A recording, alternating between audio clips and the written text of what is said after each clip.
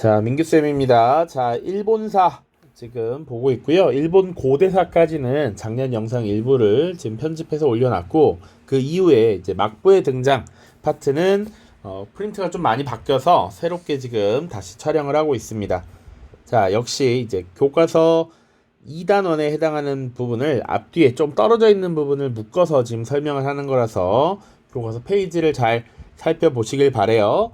자, 간단하게 개관부터 보면 일단 1185년 가마쿠라 막부의 시작부터 사실상 에도 막부의 이 막부 정권이 천황에게 통치권을 반환하는 대정봉환이 사실상 이루어지는 요 시기까지 1868년 메이지 유신 시기까지를 지금 다루고 있습니다.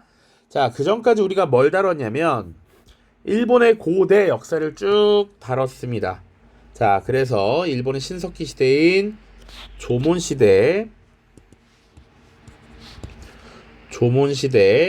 그리고 청동기와 철기 문화가 한반도로부터 동시에 전래되었다라고 했습니다. 야요이 시대에 봤고요.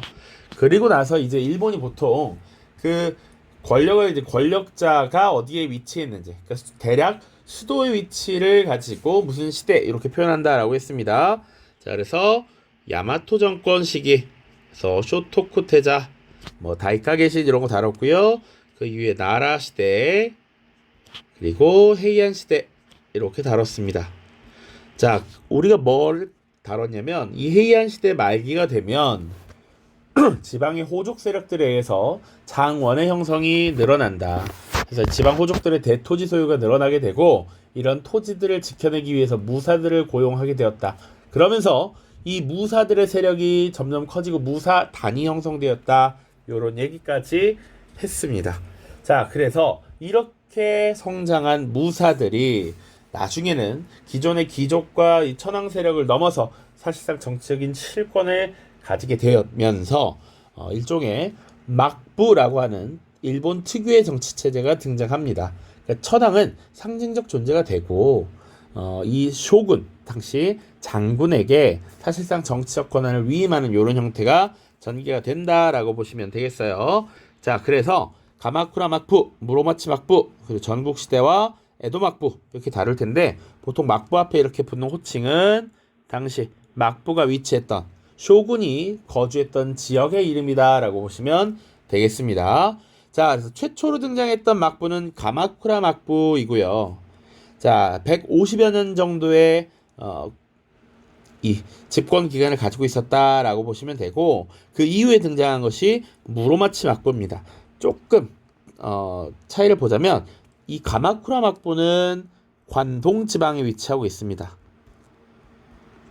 나중에 혹시 일본에 여행을 가게 된다면 역사적으로 일본이 수도를 오래 설정했던 곳이 지금의 오사카 지역이에요. 간사이 지방이라고 표현하고요. 오늘날 지금 도쿄가 있는 이곳은 간토, 관동 지방이라고 하거든요. 그래서 보통은 이 간사이 지방, 관서 지방의 수도가 오랫동안 있었는데 에도 막부를 제외하고 관동 지방에 있었던 건 이 가마쿠라 막부가 거의 유일합니다. 자, 그다음 무로마치 막부가 등장을 해요. 아시카가 가문이 지금 권력을 잡게 되고요. 이 무로마치 막부 시기에 전국의 여러 장군들, 당시 이제 다이묘라고 하는데 이 다이묘들이 서로 패권을 두고 다투는 전국 시대가 벌어집니다. 조금 더 엄밀히 말하자면 무로마치 막부의 쇼군이 존재하는 상황에서 이 각지의 다이묘들이 들고 일어난 것이 전국 시대라고 보시면 되겠어요. 무로마치 막부와 전국 시대 함께 이렇게 가는 겁니다. 자, 이 전국 시대를 사실상 정리했던 것이 바로 1590년에 도요토미 히데요시라는 인물이 있습니다. 자, 우리 한국사에서 이미 한 번쯤 들어봤을 인물이죠. 자, 전국 시대를 통일하고 지금 대륙 침략을 감행했다가 결국은 조선과 명나라의 연합군에 의해서 저지가 되죠. 자, 이 도요토미 히데요시가 죽고 나서 사실은 도요토미 히데요시를 따르던 세력과 당시 2인자였던 도쿠가와 이에야스를 따르는 세력이 대결을 벌이게 됩니다. 그것이 세키가하라 전투라는 게 있고요. 그 이후에 승리했던 동군 도쿠가와 이에야스가 쇼군이 되면서 에도에 털을 잡게 되니 그 이유가 에도 막부 시기가 되겠습니다. 자, 요렇게 보시면 되고요. 조금 더 이제 에도 막부 말기에 가면 18세기, 19세기부터 이제 서양의 배들이 출몰하면서 통상을 요구하기 시작합니다. 그래서 이 에도 막부 말기에 서양 세력에게 문을 열게 돼요. 1854년에 바로 미국에게 문을 열게 됩니다. 미일 화친조약이라는 거 체결하게 되고요. 1858년에는 미일 수호통상조약이라는 것을 체결하게 돼요. 자, 이렇게 막부가 미국의 무력에 굴복하면서 굴욕적인 조약을 체결하고 당시 일본의 무사들의 생활이 궁핍해지면서 이런 무능한 막부를 타도하자라고 하는 막부 타도 운동이 벌어지게 되고 결국 막부가 권력을 잃고 당시 이제 천황 중심의 새로운 정부가 구성되는 메이지 유신이라고 하는 사건이 발생하게 되죠. 그 이후에 일련의 개혁 조치들이 쭉 이루어집니다. 오늘 다룰 내용이 요 정도까지 보시면 되겠습니다. 자, 그래서 막부부터 들어가도록 하죠. 가마쿠라 막부입니다. 자, 성립 과정 보시면 헤이안 시대 말기 이미 호족 세력들이 장원을 확대해 나갔다라는 것이죠. 장원은 대토지의 사적 소유가 늘어났다라는 겁니다.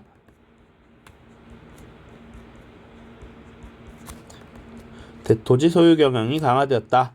자, 그러다 보니 이 넓은 토지를 지켜내기 위해서 무사를 고용하는 이런 모습들이 많이 일어났다라는 것이고 그 중에서 여러 무사들이 나름의 무사단을 조직하면서 세력화하게 되는데 자, 미나모토모 요리토모라는 인물이 무사간 대결에서 승리를 하고 지금 막부를 개창하면서 천황으로부터 쇼군이라고 하는 직위를 받고 정치적 권한을 부여받게 됩니다.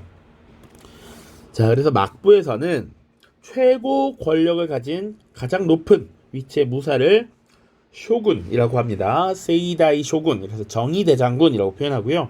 그 밑에 이제 무사들도 주종 관계가 형성되죠. 그 밑에 그들을 따르는 무사들이 또 있습니다. 그들을 보통 고케닌이라고 합니다. 그래서 쇼군과 고케닌 간에 토지를 매개로 한 주종 관계가 형성이 돼요. 그러니까 대략 뭐 예를 들어서 요렇게 일본 땅을 그냥 요렇게 표현하자면 쇼군이 있죠. 쇼군이 이렇게 다스리는 땅이 있을 것이고요. 그 나머지 땅을 이제 가신들에게 나눠주는 것이지. 자, 요 땅을 고케닌들에게 나눠주고 대신 충성을 서약받는 이런 모습들이 나타나는 것이죠. 자, 그래서 이것을 일본식 봉건제라고 표현합니다. 땅을 주고 이 주군과 가신의 관계를 형성하는 것이라는 거 이렇게 보시면 되겠습니다. 자, 그래서 쇼군과 고케닌 간에 주종 관계가 형성됐다. 이것을 일본식 봉건제라고 표현합니다. 자, 땅을 주고 지금 주종 관계를 맺은 거니까요. 자, 그런데 기본적으로 알아둬야 될 것은 이런 봉건제라고 하는 것. 그래서 고케닌, 가신들에게 땅을 주고 그 지역에 대한 통제 권한을 준 것이기 때문에 봉건제라는 것 자체가 원래 기본적으로는 지방, 분권적 경향이 강하다라고 인식을 하시면 됩니다. 쇼군이 다스리는 이 중앙 지역은 강력한 쇼군의 권한이 작용하지만 지방은 그렇지 않더라라는 거야. 자, 나중에 그리고 나서 이 쇼군이 치안 유지와 경찰권을 가진 슈고라고 하는 직책을 파견하고요. 나중에는 세금을 거두는 지토라고 하는 인물들을 파견합니다. 이들 중에서 특히 이 슈고가 쇼군으로부터 받은 권한을 가지고 나중에 지방의 한 세력으로서 성장합니다. 다이묘로 성장을 한다라고 보시면 돼요. 자, 이 다이묘들이 나중에 무로마치 막부 중간에 가면 각 지역에 대한 영향력을 행사하면서 쇼군의 영향력에서 벗어나 그러면서 각지에서 서로 자신이 최고 권력자가 되기 위한 경쟁을 벌여요. 이것이 전국시대가 되는 겁니다. 자, 그 다음. 자, 쿠빌라이 칸 시기, 이 가마쿠라 막부 시기에는 당시 대륙으로부터 공격을 받습니다. 당시 13세기에 지금 잘 보시면 가마쿠라 막부는 12세기에 성립이 돼서 14세기 중엽까지 이어집니다. 자, 우리가 중국사를 잘 기억해보면 13세기가 몽골의 전성기였어. 쿠빌라이 칸 그러면 보통 한 1270년대, 80년대 이렇게 보면 됩니다. 쿠빌라이 칸 시기에 고려와 몽골의 연합군이 두 차례나 침략을 했는데요. 이 당시에 운이 좋게도 폭풍우가 불어서 이들의 침략을 손쉽게 막을 수 있었다라고 전해져. 그래서 일본 사람들이 이것을 신의 바람, 신풍이라고 부르고요. 이것을 가미가제라고 표현합니다. 그래서 2차 세계대전 당시 태평양 전쟁을 일으킬 때 사실은 전투기에 돌아올 기름을 주지 않고 당시 미국의 항공모함이나 이 군함들의 폭격을 가하는 이런 전술을 가미카제 전술이라고 하죠. 여기서 나온 말입니다. 자, 어쨌거나 이 가마쿠라 막부 시기에 두 차례 몽골의 침입을 막아냈고, 물론 막아내긴 했으나 이 과정에서 무사들의 손실이, 경제적 손실이 굉장히 심했다라는 겁니다.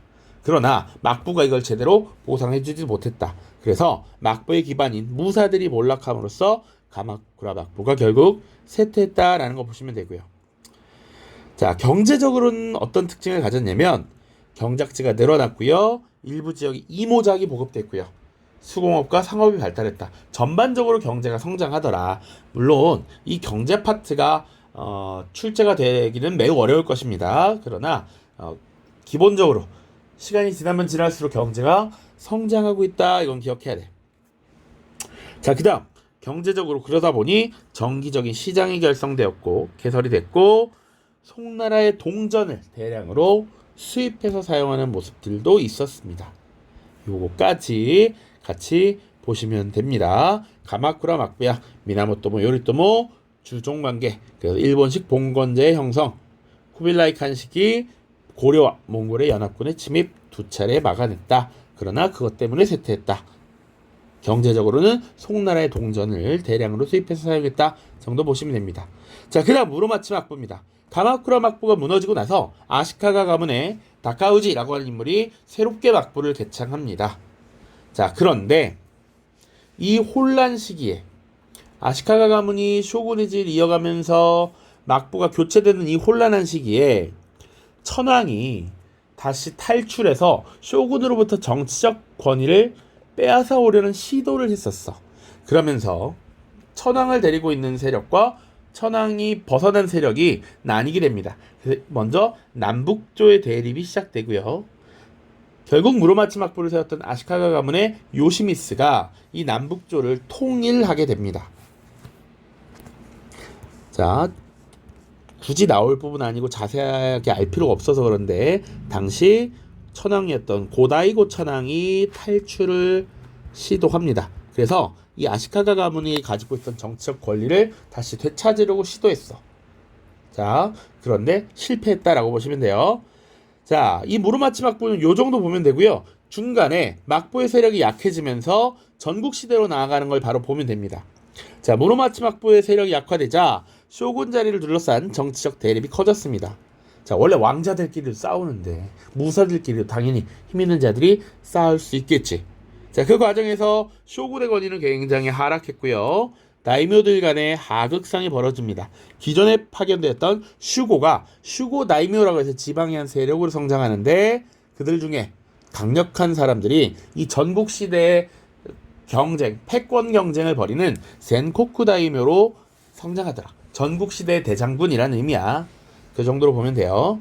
자, 그 중에 굉장히 유명했던 인물이 오다 노부나가라는 인물이 있고요. 도요토미 히데요시가 있고 도쿠가와 이에야스가 있는 것이죠. 자, 사실은 이 오다 노부나가라는 인물이 포르투갈로부터 조총을 수입한 이래 이것을 활용할 수 있는 전술을 잘 짜서 어느 정도 세력을 합쳐놨어. 그런데 갑자기 죽고 그 하수인이었던 도요토미 히데요시가 권력을 잡고 전국시대 통일을 완수했습니다. 자, 그 이후에 조선 침략을 했던 것이죠. 1592년 임진왜란이 되겠습니다. 우리가 잘 알고 있죠. 자, 요 정도 보면 돼요. 무로마치 막부 시기 중반에 쇼군의 권위가 약화되면서 전국시대가 시작되었다. 이걸 도요토미 히데요시가 통일했다. 자, 이 시기의 외교, 경제 부분 보시면 무로마치 막부 시기에 명나라에게 책봉을 받고 감한무역을 실시했다까지 보시면 돼요. 자료 보겠습니다. 자, 기본적으로 막부 정권의 시스템이야. 중앙에 대장군, 쇼군이 있고요. 그 밑에 가신들, 무사들이 있습니다. 자, 토지를 지급하면서 지배지를, 원래 가지고 있던 지배지를 인정하거나 새로운 토지를 나눠줬습니다. 그리고 나서 군사적 충성을 다하고 경계 근무를 서고 노역을 제공하도록 했던 것이죠. 막부의 기본 시스템입니다. 자, 그리고 오른쪽에는 무로마치 막부 시기에 이루어진 감합무역과 관련된 증서 감합부가 있습니다. 자, 어렵지 않습니다. 문서를 만들어서 반으로 갈라. 그래서 명나라에서 반쪽, 일본 무역선이 반쪽을 갖고 있어서 이걸 맞춰보고 지금 무역을 하도록 했다라는 것이죠. 보시면 됩니다. 자, 미리 여기서 하나만 더 봅시다. 뒤에 에도 막부 시기에 또 슈인선 무역 이런 것들이 있거든요. 자, 그래서 슈인장 한꺼번에 합시다. 이따가 에도 막부로 바로 넘어가죠. 자, 성립부터 보도록 하겠습니다. 도요토미 히데요시가 죽고 나서 도요토미 히데요시를 지지하는 서군 세력, 도쿠가와 이에야스를 지지하는 동문 세력이 한번 세게 맞붙습니다. 그것이 세키가와라 전투였고요. 여기서 동군, 도쿠가와 군대가 승리를 합니다. 자, 그래서 도쿠가와의 근거지였던 이 에도에 막부를 설치하면서 에도 막부가 시작됐죠. 자, 이 에도 막부는 이전의 막부와 조금은 달랐습니다. 자, 그러한 통치 체제, 시스템을 막번 체제라고 해요. 자, 막번 체제는 중앙의 막부가 다스리는 이 막부의 구역과 지방의 다이묘들이, 가신들이 거느리는 번으로 구성됐다라는 거야. 이 특징은 중앙 집권적 봉건 체제라는 표현이에요. 자, 이전과 조금 차이가 있습니다. 원래 봉건제라는 건 지방 분권적 경향이 강한 것인데 에도 막부는 특이하게 중앙 집권적 봉건 체제를 갖고 있더라. 자, 통치 내용 보시면 천황을 정치해서 배제했고요. 쇼군은 대장군이야 중앙과 직할지를 통치했고 지방 영주 다이묘들에게 번을 주어서 통치권을 인정했어요. 그런데 이 다이묘들이 성장해서 또 덤빌 수 있잖아. 이 다이묘들을 약화시키기 위한 여러 가지 조치들을 두게 됩니다. 자, 무가제법도라고 하는 것을 공표해요. 목적은 다이묘를 엄격하게 통제하기 위한 것이었다. 지방의 권한이 필요 이상으로 강해지지 않도록 조치를 취한 것이죠. 자, 대표적인 것이 산킨코타이 제도입니다. 지방의 다이묘들이 본거지와 수도였던 에도를 1년마다 교대로 근무하게 했던 것이 산킨코타이 제도예요. 자, 이거 잘 기억해야 됩니다. 에도 막부 시기에 이루어진 중앙집권적 봉건체제의 상징입니다. 자, 그리고 신분별로 거주지를 분리시켰어요. 이것은 신분의 이동을 최대한 막으려고 했던 조치였다라고 보시면 돼. 자, 조카마치라고 하는 구역이 있어서 무사와 무사에 필요한 물건을 대는 상인과 수공업자들은 조카마치에 거주를 하고요. 농촌들은 농민의 따로 거주지로서 역할을 하도록 합니다. 그 정도 보시면 돼요. 자, 그리고 산킨코타이 제도 관련해서 밑에 잠깐 자료 볼게요. 자, 여기 보시면 산킨코타이 제도로 인한 이 지방의 영주, 다이묘들의 부담이 얼마나 컸는가를 보여주는 거야. 자, 기본적으로 다이묘들, 지방 영주들도 자신들이 거느리는 무사들이 있기 때문에 무사들에게 생활을 할 수 있도록 줘야겠지. 녹봉을 지급합니다. 자, 그리고 영지 자체를 운영하는 비용이 있어요. 이거 합쳐서 64%야. 자, 기본적 운영비입니다. 그런데 산킨코타이제를 시행하기 때문에 1년마다 수도였던 에도에 올라갔어야 해. 그래서 에도에서의 생활비와 왕복 비용이 무려 34% 정도에 해당합니다. 그 정도로 부담이 컸다라는 것이지. 전체 예산의 3분의 1을 산킨코타이제 때문에 쓰고 있어. 그러니까 경제적인 부담이 굉장했고 왔다 갔다 하면서 그 지방에 대한 영향력도 공고히 가져갈 수 없다라는 문제점이 있는 것이죠. 자, 이런 제도 때문에 중앙집권적 봉건체제라고 부른다. 조금 더 지도 왼쪽 보면 자, 무로마치 막부는 이 교토와 오사카가 있는 간사이 지방이고요. 에도 막부 그리고 사실은 가마쿠라 막부도 요 밑에 있어요. 그래서 요 지역은 관동 지방 혹은 간토 지방이라고 합니다. 이렇게 봐주세요. 자, 그리고 에도 막부 시기에 사실은 임진왜란이라는 사건이 있었기 때문에 조선과 국교가 단절되었어. 그런데 이렇게 다시 조선으로부터 통신사가 지금 오는 이런 모습들이 나타나죠. 에도 막부 시기에 조선과 국교를 재개합니다. 자, 그 다음 대외정책 볼게요. 대외정책. 자, 16세기경부터 서양 상인인 포르투갈인들, 에스파냐인들이 일본에 진출하기 시작했고요. 나중에 혹시 동아시아사를 공부할 사람이 있을까봐 포르투갈로부터 1543년에 조총이 전래됩니다. 조총. 그래서 일본에서 이제 대뽀라고 했는데 굉장한 신무기였죠. 그리고 이 조총을 잘 활용하는 조총 부대를 양성해서 임진왜란 때 보병과 기병 중심의 조선군을 빠르게 격파했던 것이죠. 자, 아무튼 해외 진출 증가가 이루어졌다. 자, 그리고 휴인장 무역이 실시됐습니다. 요거 중요해. 아까 감합이랑 휴인장이랑 신패랑 세 가지가 있는데 헷갈릴 수 있습니다. 자, 휴인장이란 당시 동남아 지역으로 진출하는 일본 상인에게 발행한 무역 허가증입니다. 자, 그래서 여기 이 상인들은 막부가 인정한 괜찮은 상인들이야 라고 하는 것이지, 무역 통제 그리고 공신력을 강화하기 위한 것이었습니다. 자, 그럼 이들은 왜 동남아로 진출을 했느냐 또 봐야 되는데, 명청시대에는 기본적으로 국가에서 주도하는 공무역은 어느 정도 인정했지만 사무역은 거의 허가하지 않았습니다. 기본적으로는 바닷가에서 거주하고 무역하는 것을 금지했어. 그런 정책을 해금 정책이라고 해. 그러다 보니까 중국에 가서 직접 거래할 수 없으니 밑에 베트남 지역으로 많이 가요. 특히 베트남의 호이안, 지금 말레이 반도에 있는 멜라카 이런 도시들로 많이 내려가게 되더라. 자, 그리고 지금 16세기부터 서양 상인들이 들어오면서 일본에 계속 확산되기 시작하고요. 크리스트교도 많이 전파됩니다. 자, 이 16세기에 서양 세력들은 물론 장사도 하지만 그와 동시에 이 아시아인들을 지금 크리스트교인들로 만들어야겠다라는 사명감을 가지고 온 사람들이 많았어. 선교사들도 굉장히 많이 들어옵니다. 자, 그런 것들이 문제가 되자 쇄국 정책을 펼쳐요. 크리스트교 표고를 금지하고요. 사무역을 통제합니다. 단 예외적으로 네덜란드인들에게만 나가사키의 인공섬인 데지마라는 것을 조성해서 무역을 허용했고요. 이 당시 네덜란드를 통해서 그래서 서양의 과학기술 들어오는데 이것이 난학이라는 이름으로 전파되고 발달되었습니다. 자, 그러면 왜 네덜란드인들만 허가를 했느냐? 포르투갈이나 이런 애들은 무역하면서 자꾸 크리스트교를 포교하려고 했는데 얘네들은 진짜 순수한 장사꾼들이었던 거야. 포교에 관심이 없어. 오로지 돈만 벌면 돼. 그렇기 때문에 이 네덜란드인에게는 무역을 허용했다.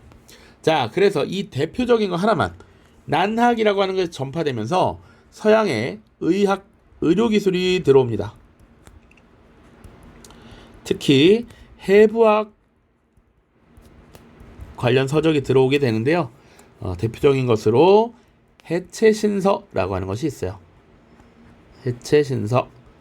그래서 스키타 겐파쿠가 이렇게 정리를 한 것이다 라고 보시면 되겠습니다. 자, 그 외에 경제사회 보시면 농업 생산량이 증가했다, 상품 작물의 재배가 확대됐다. 요거는요, 이 에도막부 시기 당시 한국에는 조선이라는 나라가 있었고 중국에 명청이 있었는데 공통적으로 나타납니다. 15, 16세기 이후에 상품 작물 재배가 확대됐다. 그리고 상공업의 발달, 그리고 도시가 성장하면서 상인과 수공업자들이었던 존인들이 성장하게 되었고, 그리고 이런 상인과 수공업자들이 자신들의 이익을 지키기 위해서 나름의 조합을 구성합니다. 가분악가마를 조직했다. 또 아까 존인이 거주하는 주거지 조카마치라는 거 있었습니다. 기억해 두세요. 자, 그다음 문화야, 문화.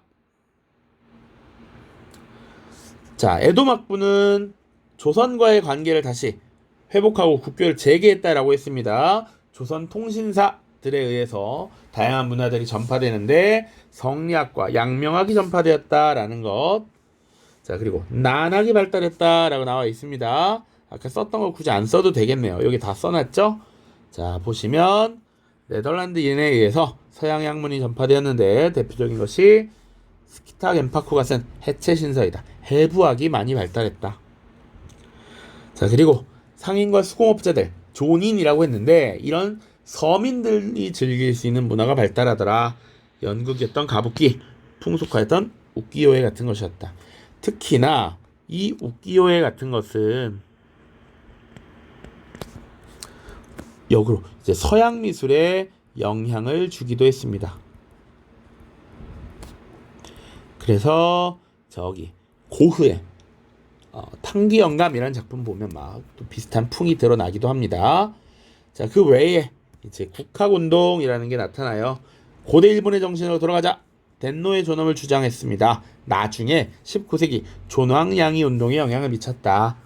자, 그래서 동아시아사를 나중에 배우게 되면 국학, 고학 이런 것들 배우게 될 거거든요. 그런 것들이 있구나. 에도 막부 시기. 그 정도로 보시면 됩니다. 자, 그래서 마지막으로 여기 나가사키의 대지마 잠깐 보면 지금 여기 인공섬이 이렇게 조성이 돼 있어서 네덜란드 깃발이 휘날리고 있는 겁니다. 그래서 무역선들이 와서 여기서 거래를 하고 돌아가는 이런 모습들이다. 정도로 보시면 되겠습니다. 자, 오케이. 다음 영상에서 이제 문제 풀 거고요. 그 다음에 서아시아 다루도록 하겠습니다. 자, 물론 당연히 근현대 봐야 되고요. 근현대 보고 서아시아로 넘어갈 겁니다. 자, 고생 많았습니다. 안녕.